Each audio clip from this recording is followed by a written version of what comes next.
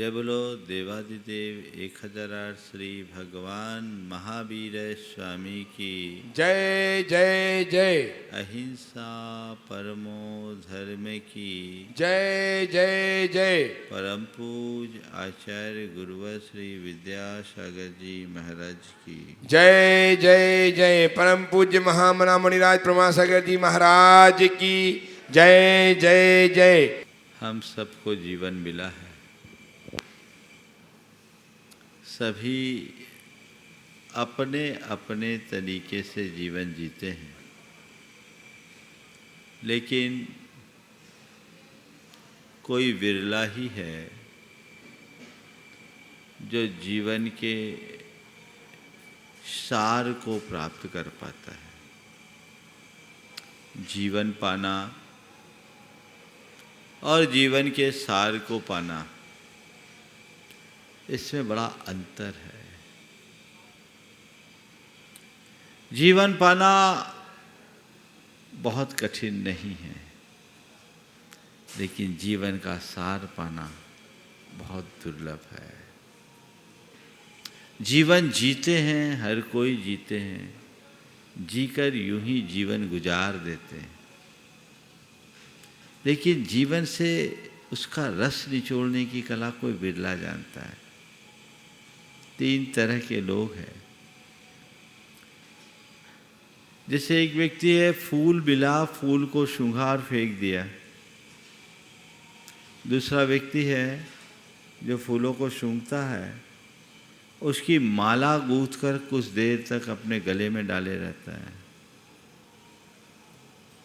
लेकिन तीसरा व्यक्ति वो होता है जो न केवल फूलों को सूंघकर माला गूंथ कर रखता है, अपितु इन दोनों से हटकर उन फूलों का इत्र बनाकर एक शीशी में धर लेता है।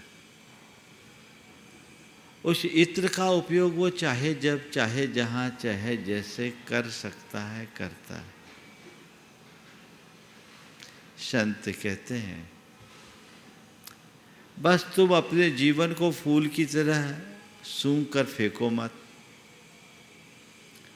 और नहीं अपने जीवन को एक घटित घटनाओं को स्मृतियों की माला की भांति पिरोकर कुछ समय तक गले में धारो,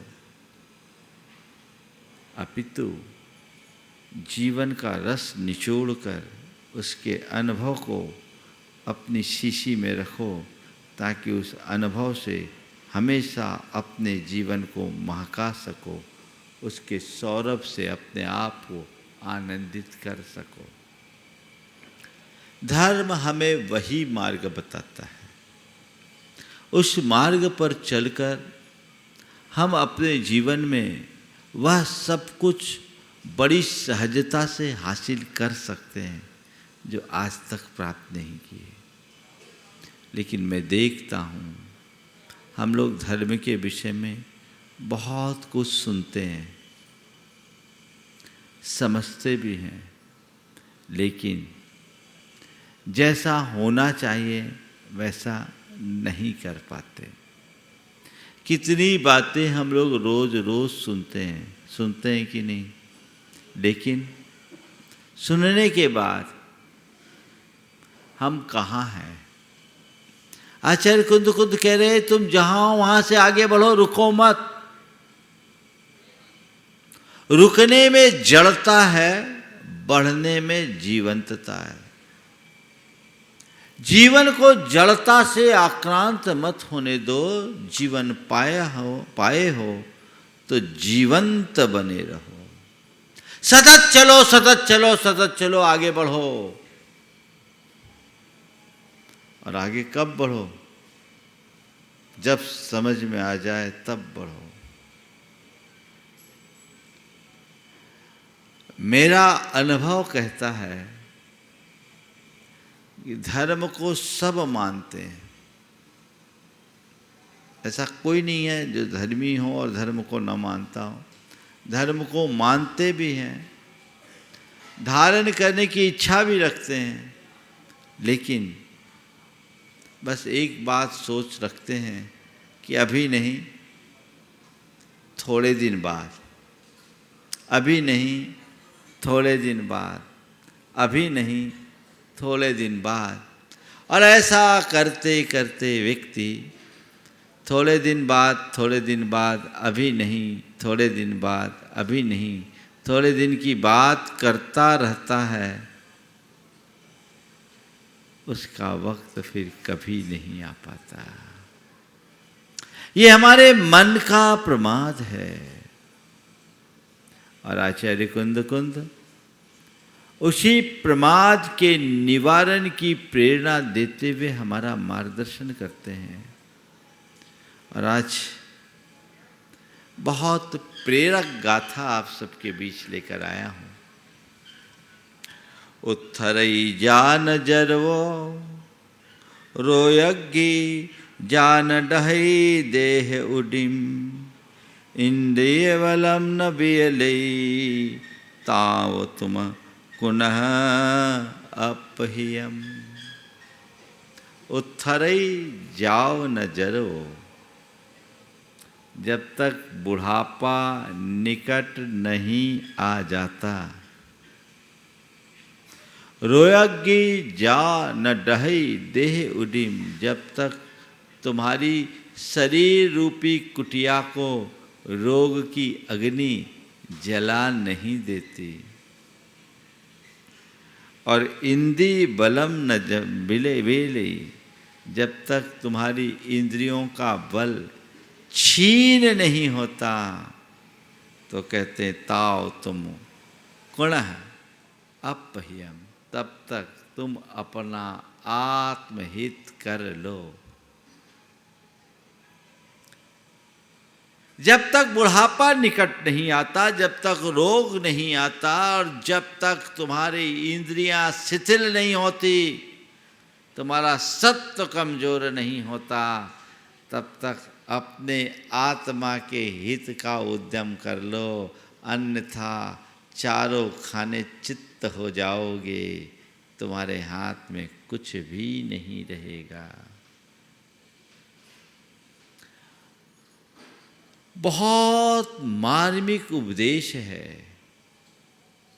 एक प्रेरणा है कि भाई आगे बढ़ो, मंजिल दूर है, समय कम है, तेजी से आगे बढ़ते चलो, आगे बढ़ते चलो, आगे बढ़ते चलो। कभी ऐसा मन में आता है कि मुझे ये सब करना है? संभवतः नहीं। जब तक मनुष्य अपने प्रति गंभीर नहीं होता, तब तक वो अपने रास्ते को नहीं बदल पाता। आज 4 बातें आप सबसे कहूँगा। सुनना, समझना, स्वीकारना, सुधारना। सुनना, समझना, स्वीकारना और सुधारना। आप लोग सुनते तो हो, सुनते हो कि नहीं? अरे महाराज बहुत रुचि से सुनते हमें तो बस रोज बस इस समय की प्रतीक्षा होती कब 9:50 हो। हम तो महाराज जी यहाँ हैं तो हैं ही, टीवी खोल करके बैठते हैं। लोग आकर के मुझसे कहते हैं महाराज एक दिन भी मिस करना नहीं चाहते, कदाचित मिस हो जाए तो हम तो बाद में यूट्यूब के थ्रू सुनते हैं, बिना सुने नहीं रह पाते, है ना। बहुत अच्छी बात, सुनना बहुत अच्छी बात है। वे लोग भाग्यशाली हैं जो सुनते हैं। पर भाई किस लिए सुनते हैं? सुनने के लिए सुनते हैं या सुधरने के लिए सुनते हैं? हाँ, किसके लिए सुनते हैं? सुधरने के लिए कि सुनने के लिए? सुनने के लिए नहीं, सुधरने के लिए। सुधरने के लिए हम सुनते हैं तो सुधरे कितना ये हमें देखना है। बहुत लोग सुधर गए, मैं कहाँ हूं। सुनते सब हैं, सुधरता कोई बिरला है। सुनते सब हैं, सुधरता कोई विरला है। जिनके हृदय में बात लग जाती है वो सुधर जाते हैं, और जो केवल सुनने को ही अपना धर्म मानते हैं वो वहीं के वहीं रह जाते हैं। मैं आप सबसे कहता हूँ, सुनने को धर्म मत मानो, सुनकर धर्म करने के लिए सुनो। जिन्होंने सुनना ही धर्म मान लिया, उनका धर्म सुनने तक सीमित रह गया। लेकिन जो धर्म करने के लिए सुनता है, उनके जीवन में सुनने के बाद भी धर्म दिखता है। किस लिए सुन रहे हो? सुनने मात्र को अपना धर्म मानकर सुन रहे हो, अथवा धर्म करने के लिए सुन रहे हो? 1 घंटा महाराज श्री का प्रवचन सुनेंगे, धर्म ध्यान होगा, अच्छी बात होगा, पर वो 1 ही घंटा होगा, उसमें भी मन भाग जाए तो गारंटी नहीं। लेकिन महाराज श्री से कुछ बातें सुन करके गुनेंगे और अपने जीवन में कुछ अच्छा करेंगे, उनसे मार्गदर्शन लेंगे। प्रवचन नहीं, हम उनका मार्गदर्शन लेने जा रहे हैं। रास्ता मिलेगा, आगे बढ़ेंगे, जीवन सफल होगा। इस दृष्टि से सुनेंगे, अंतर आएगा। तो सुनने को धर्म मानकर मत सुनो, धर्म करने के लिए सुनना शुरू करो। हृदय में जब श्रद्धा भर जाती है, तब एक पल का विलंब नहीं होता। हमने बहुत पहले किसी मंदिर में एक दोहा पढ़ा था, सुलझे पशु उपदेश सुन, सुलझे क्यों न पुमान। सुलझे पशु उपदेश सुन, सुलझे क्यों न पुमान। नाहर ते भय वीर जिन, गज पारस भगवान। पशुओं ने उपदेश सुना और सुधर गए, एक ही दिन। शेर की पर्याय में भगवान महावीर ने सुना था उपदेश, और वो भी कब?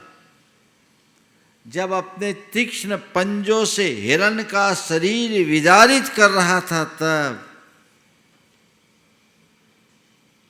उसी समय 2 मुनिराज आए, अमित गुण और अमित अंजय। उनकी दृष्टि पड़ी कि ये सिंह जिसे कल अहिंसा का प्रवर्तक बनना है, आज ऐसे हिंसा के कर्म में लग गया है। एक ऊंचे टीले पर खड़े होकर जोर जोर से उपदेश देने लगे, हे मृगराज, तू हिंसा के कौन से कर्म में संलग्न हो गया? तुझे तो अहिंसा का प्रवर्तक बनना है। तुझे पता है इस हिंसा और प्रतिहिंसा का दौर तुझे कहाँ ले जाएगी? मुनि राजों के वचनों से वो शेर हिल गया, और उसके 2 हाथ, जो हाथ हिरण के विदारण में लगे थे, मुनियों की वंदना में जुड़ गए। जिन आँखों से क्रोध बह रहा था, पश्चाताप के आंसू बहने लगे। बदल गया वो शेर, जाग गया वो शेर, उसे सम्यक दर्शन की प्राप्ति हो गई। उसने हिंसा को त्यागा, अपनी समाधि ली और संग केतु देव बना, और वही आगे चल करके महावीर बना। पार्श्वनाथ भगवान के लिए भी कहा जाता, हाथी के पर्याय से उनके जीवन का उद्धार हुआ, और 10वें भव में वो पार्श्वनाथ बन गए। शेर और हाथी उपदेश सुनकर सुधर गया, एक दिन के उपदेश से। तुम तो रोज सुनते हो, कहाँ है? बहुत लोग सुधरते हैं, ऐसी बात नहीं है। जो धार लेता है वो सुधर जाता है, और जो उधार रहता है वो अटक जाता है। धारे तब हम अपने आप को सुधार पाएंगे। धारण में ही सुधार है। तो सुनने के बाद समझे, समझते भी हैं, है ना, समझते हैं। सबको पता है धर्म और धर्म की महिमा क्या है, उसमें कोई कमी नहीं है। यहाँ तो बेवकूफ़ तो कोई है ही नहीं, सबके सब समझदार हैं। समझदार ही नहीं, ज्ञानी है ना। हाँ, आप लोगों से ज्ञानी कहूँ तो अच्छा लगेगा कि नहीं लगेगा? नहीं लगेगा। भो ज्ञानियों सुनकर तो अच्छा लगता है। हाँ, क्यों नहीं लगता अच्छा? अरे ज्ञान तो आत्मा का स्वभाव है, ज्ञानी तो आप हो ही। ज्ञानी अच्छा नहीं लगता, कह दें बड़े अज्ञानी हो तो भी बुरा लगेगा। अभी मैं कह दूं तो बात अलग है, दूसरे कहें तो बोलो। तुमसे कोई अज्ञानी कह के पुकारेगा तो तुम्हें अच्छा लगेगा कि नहीं? नहीं लगेगा ना। क्यों? ज्ञानी भी अच्छा नहीं लग रहा, अज्ञानी भी अच्छा नहीं लग रहा, तो क्या अच्छा लग रहा वो बोलो, वही बोल दो।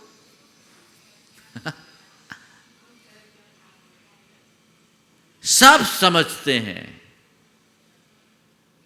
समझने में कमी नहीं है। हर व्यक्ति को ये पता है मेरा हित अहित किस में है। एक पापी अपराधी भी जब अपराध करता है, पाप करता है, तो उसे उस क्षण ये तो रहता है कि मैं गलत कर रहा हूं। आपको भी पता है कि मेरे जीवन में जो कुछ भी हो, गलत क्या है सही क्या है, मुझे सही करना चाहिए गलत नहीं करना चाहिए, समझ है। फिर भी वही दोहराते आ रहे हैं जिससे दूर रहना चाहिए। क्यों? सुनने के बाद, समझने के बाद स्वीकारने में कमी हो रही है। स्वीकार नहीं पा रहे हैं। आगे बढ़ना है तो सुनो, समझो और स्वीकारो। जो बात अंदर से एक बार स्वीकृत हो जाती है, जिस बात को हम एक बार स्वीकार लेते हैं, उसे जीवन में उतारने में एक पल का विलंब नहीं होता। और जो बात स्वीकारी नहीं जाती, उसे कभी कोई अपना नहीं पाता। कोई जोर जबरदस्ती से कर भी दे तो उसका असर नहीं दिखता। हमें स्वीकारने की दिशा में आगे बढ़ना है। और स्वीकारना चाहते भी आप लोग, ऐसा नहीं कि नहीं चाहते हैं, लेकिन क्या सब काम कर ले फिर ये करेंगे। किसी भी व्यक्ति से बात करो तो कहता है भैया क्या करें, अभी हमारी उम्र नहीं हुई, फिर करेंगे, अभी तो ये करना, अभी तो वो करना, अभी तो वो करना, अभी तो वो करना। यही है ना। सब सोचते हैं कि नहीं हमको धर्म करना है, लेकिन पहले और चीज़ें कर ले। व्यक्ति और चीज़ें करने में पूरा जीवन गुजार देता है, लेकिन जो करना चाहिए उसे कभी कर नहीं पाता। और चीज़ों को करने में पूरा जीवन गुजार देना और जो करना चाहिए वो नहीं कर पाना कतई अच्छी बात नहीं है। हमें जो करना है वो करना है, ये सोच अपने अंदर होनी चाहिए। तब कहीं जाकर हम अपने जीवन का पथ प्रशस्त कर पाएंगे। लेकिन इनमें बाधा डालता है कौन? हमारे मन में पलने वाला मोह, हमारे भीतर का प्रमाद हमें रोकता है, जो जानबूझकर अज्ञानी बना देता है। आचार्य कुंद कहते हैं इसे हटाओ। तुम्हारा एक पल का प्रमाद तुम्हें अनंत भव पीछे करेगा। संभलो, अपने आप को संभालो, सुधारो, जिससे अपने जीवन के पथ को प्रशस्त कर सको। और कह रहे हैं उत्थरई जान जरो, जब तक बुढ़ापा निकट ना आए। बुढ़ापे में तो तुम चाहोगे भी तो कुछ नहीं कर पाओगे। प्राय लोग कहते धर्म तो बुढ़ापे में करने की चीज़ है, जवानों से बोलो तो वो कहेगा हमारी अभी उम्र ही नहीं है, और बूढ़ों से पूछो तो वो कहेंगे हमारी अब उम्र ही नहीं बची। दो ही अधर में उथरे जान जरवो, जब तक बुढ़ापा निकट नहीं आता, रोगी जान डही देह उडिम, जब तक रोग रूप अग्नि तुम्हारी काया की कुटी को भस्म न कर दे। इंद्रिय बलम न बेयली ता पुनः अपह्यम, जब तक तुम्हारे शरीर में स्वास्थ्य है, बुढ़ापा तुम्हारे पास नहीं है, तुम्हारी बुद्धि ठीक है, तुम्हारी इंद्रियां ठीक कर रही, काम कर रही है, तब तक काम कर लो, नहीं तो क्या करोगे। आज से कुछ दिन पहले एक सज्जन आए, 2 साल से उनकी धर्मपत्नी उनसे कह रही थी कि हमें प्रतिमा लेना है, प्रतिमा ले लो, प्रतिमा ले लो, प्रतिमा ले लो। वो कहते थे अभी नहीं, अभी नहीं, अभी नहीं, खुद रुकते थे, उसे रोक रखे थे। और पता लगा अचानक उनको ब्रेन स्ट्रोक हुआ, लकवा लग गया, पैरालाइज हो गए, दाहिना हिस्सा। अब वो चाह करके भी कुछ नहीं कर सकते। बड़ा पश्चाताप हो रहा था, महाराज जी पहले कर लेते तो ठीक था, ये गनीमत थी। मैंने कहा अभी भी गनीमत है कि तुम्हारे लिए रोग का अटैक तो हुआ, पर इतना कि तुम शिखर जी आ गए, रिकवरी हो गई। कहीं और ज़्यादा हैवी हो जाता तो कहीं बिस्तर पर ही पड़े रहने को मजबूर न होना पड़ता। और ऐसा भी हो सकता है, बहुतों के साथ ऐसा हुआ है, पल भर का पता नहीं। इसलिए अपनी प्राथमिकताओं को बदलो, और अभी जहाँ हो, जिस स्थिति में हो, भले धीमा ही सही प्रयास शुरू करो, पहला कदम रखो, धीरे धीरे बढ़ो, बढ़ते चलो, बाद में कुछ नहीं हो पाएगा। जब से होश आए तभी से व्यक्ति को धर्म से जुड़ जाना चाहिए, अपने आप को संभालने के लिए सचेष्ट हो जाना चाहिए। जितना बने अपने जीवन में व्रत संयम को अंगीकार करते हुए आत्महित में अपनी बुद्धि लगा लेनी चाहिए। बुढ़ापे में शरीर शिथिल हो जाता है, बीमारी में शरीर कुछ करने लायक नहीं होता, और जब इंद्रियां दुर्बल हो जाती है तो भी व्यक्ति कुछ करने की स्थिति में नहीं रहता। इसलिए जब तक हो तब तक कर लो।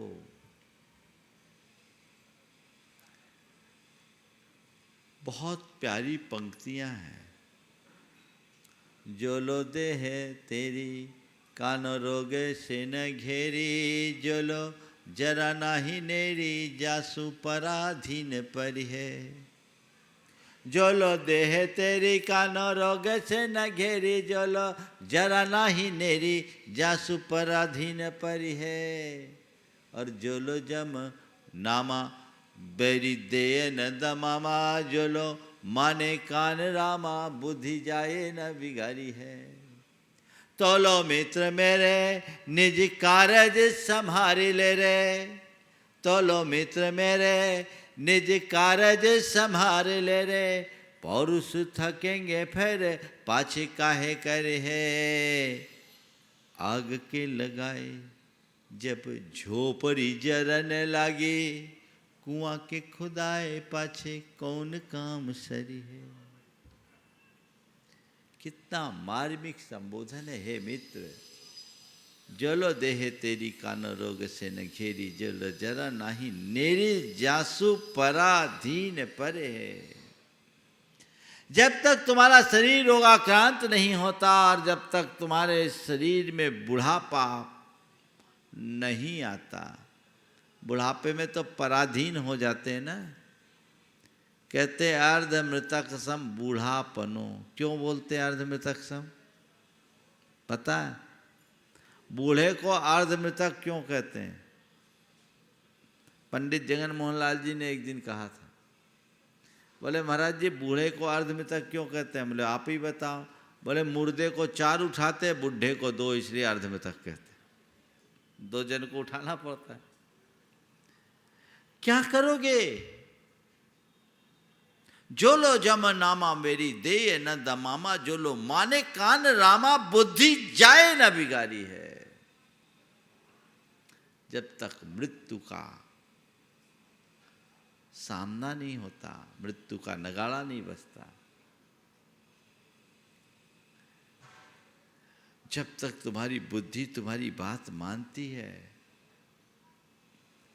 तोलो मित्र मेरे निज कारज संभार ले रे। तब तक हे मित्र तुम अपनी करनी सुधार लो। पौरुष थकेंगे फिर पाछे काहे कर है। जब तुम्हारे शरीर में सत्व ही नहीं बचेगा तो तुम क्या करोगे? सिवाय पश्चाताप के, हाय कुछ न कर सका, मेरा ये जीवन यूं ही चला गया, सब बेकार, मौका चूक गया। आग के लगाए जब झोपड़ी जलन लागी, कुआं के खुदाए पाछे कौन काम सरी है। किसी के घर में आग लगे उस समय वो कुआं खोदे तो क्या कहेंगे? एक व्यक्ति एक लुहार के यहाँ गया, बड़ी सारी बाल्टी पसंद की। बाल्टी पसंद करने के बाद पैसा दे दिया, कहा इसको थोड़ा घर भेज देना।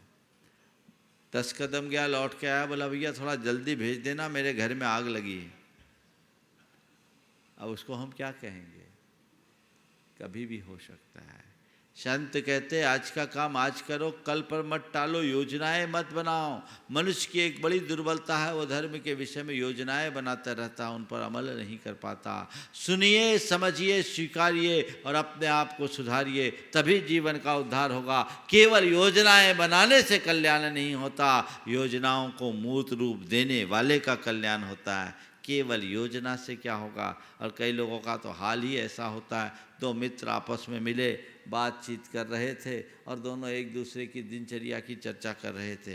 पहले ने अपनी दिनचर्या बताते हुए कहा, मैं सुबह 5 बजे उठता हूँ, मैं सुबह 5 बजे उठता हूँ, नित्य क्रियाओं से निवृत्त होता हूँ और उसके बाद थोड़ा सा योग ध्यान करता हूँ और फिर उसके बाद नाश्ता वगैरह करता हूँ, न्यूज़ सुनता हूँ, पेपर देखता हूँ, अपनी फाइलें देखता हूँ और 9 बजे दफ्तर के लिए निकल जाता हूँ और रात को 8 बजे घर आता हूँ। घर आने के बाद खाना पीना खाता हूँ और थोड़ा सा न्यूज़ सुनता हूँ, थोड़ी बहुत बच्चों के साथ गपशप करता हूँ और 10 बजे सो जाता हूँ। बोले बड़ी बकवास चर्या है तुम्हारी, ये कोई चर्या है? आप क्या करते हो? बोले मेरी सुनो, मैं सुबह 4 बजे उठता हूँ, ब्रह्म मुहूर्त में, ऋषि मुनियों के उठने का समय है। ठीक 4 बजे उठ जाता हूँ, उठकर नित्य क्रियाओं से निवृत्त होता हूँ, योग ध्यान करता हूँ, सुबह से भ्रमण करने के लिए जाता हूँ, फिर आता हूँ, थोड़ा सा अध्याय करता हूँ, भगवान की पूजा करता हूँ, बच्चों के कुछ पढ़ाता हूँ, उसके बाद मैं न्यूज़ वगैरह देखता हूँ, तब जा कर के नाश्ता करता हूँ, भगवान के मंदिर जाता हूँ, दर्शन करता हूँ, दर्शन करके कभी पूजन भी करता हूँ, लौट कर आता हूँ तो फिर मैं नाश्ता करता हूँ और 10 बजे अपने दफ्तर पहुँच जाता हूँ। वहाँ से ठीक शाम 5 बजे आ जाता हूँ। आने के बाद मैं भोजन करता हूँ, किसी का एक प्रवचन सुनता हूँ, प्रवचन मेरे नित्य का क्रम है और उसके बाद बच्चों को थोड़ा पढ़ाता हूँ और फिर थोड़ा सा न्यूज़ वगैरह देखकर 10 बजे सो जाता हूँ। सामने वाला बड़ा प्रभावित हुआ। उसने कहा आपकी दिनचर्या तो बड़ी व्यवस्थित है, आपकी दिनचर्या तो बड़ी व्यवस्थित है, ऐसा आप कब से कर रहे हो? आपकी दिनचर्या तो बड़ी व्यवस्थित है, ऐसा आप कब से कर रहे हो? उसने कहा कल से शुरू करने का विचार है। कल से ही शुरू करने का विचार है, अभी शुरू नहीं किया, अभी विचार है। तुम लोगों के भी विचार क्या है देख लो। जो कल्लम कादम्बम अजमेव कादम्बम, जो कल करना चाह रहे हो उसे आज ही कर डालो। मैं करूंगा नहीं, मुझे करना है, करना नहीं है, नहीं करना ही है। तब जीवन में बदलाव आता है, तभी जीवन सुधरता है। ऐसी दृष्टि अपने अंदर होनी चाहिए। मौसम जीवन हमें बहुत दुर्लभता से मिला है, इस दुर्लभ जीवन को हम यूं ही व्यर्थ ना जाने दें। जो सुविधाएं आज हमें इस जीवन में मिली है वह अन्य जीवन में कहीं नहीं मिली, तो उसका हम लाभ उठाएं और अपने जीवन की दिशा को परिवर्तित करने के लिए संकल्पित हो जाएं। हम अपने जीवन को एक नई ऊंचाई दे सकेंगे और अपने जीवन का उद्धार कर सकेंगे। ऐसा पुरुषार्थ हमारा होना चाहिए। आज हमारे पास जीवन है, कल मिले न मिले कोई भरोसा नहीं। इत्यति दुर्लभ रूपाम बोधिम लब्ध्वा यदि प्रमादी स्यात् संसृति भीमारण्ये भ्रमति वराको नरः सुचिरम। इस दुर्लभ बोधि को प्राप्त करके यदि कोई प्रमादी होता है तो इस संसार रूपी भयानक वन में भटकता ही रहता है, भटकता ही रहता है, भटकता ही रहता है। अगर अपने भाव भटकन को मिटाना है, भाव सागर से पार उतरना है, तो आज ही अभी ही तुम्हें धर्म की नाव पर सवार होना होगा, नहीं तो डूबने से बच नहीं सकोगे। अभी तक तो डूबते ही आए हो, जब जागो तभी सवेरा। आज भी हम थाम ले तो हमारा जीवन धन्य हो सकता है, लेकिन हमारा प्रमाद थोड़ी देर बाद में हमारे हाथ आया हर अवसर हाथ से छिड़क जाता है। एक बड़ी पुरानी कहानी याद आ गई, मुझे लगता है आज 3-4 साल बाद सुनाने का प्रसंग आ रहा है, लेकिन बहुत अच्छी बड़ी प्रेरक कहानी है। आज के संदर्भ में बहुत उपयोगी है कि हम अपने आत्महित में रंच मात्र भी प्रमाद न करें। एक बड़ा सेठ था, समय की मार कुछ ऐसी पड़ी कि एकदम दरिद्र हो गया, दाने दाने को मोहताज हो गया। एक दिन उसकी धर्मपत्नी ने कहा कि यहाँ का राजा आपके बचपन का मित्र है, बड़ा उदार है, आप राजा के पास जाएं, इस घड़ी में वो आपका जरूर सहयोग करेंगे। पत्नी से कहा वो हमें पहचानने से भी इनकार कर देंगे, इस फटेहाल स्थिति में मुझे वहाँ प्रवेश भी मिलेगा इसमें संशय है। उन्होंने पत्नी ने कहा नहीं, मैं राजा को जानती हूँ, वो बहुत उदार और आपके प्रति प्रगाढ़ प्रेम रखने वाले हैं, जरूर आपको अवसर मिलेगा, आप वहाँ जाएं, अपनी व्यथा कथा सुनाएं। धर्मपत्नी की प्रेरणा से प्रेरित होकर वो राजा के यहाँ जाने का मन बनाया, राजमहल में पहुँचा और दरबारियों ने जब उसे रोका, द्वारपालों ने रोका, तो उसने अपना परिचय दिया।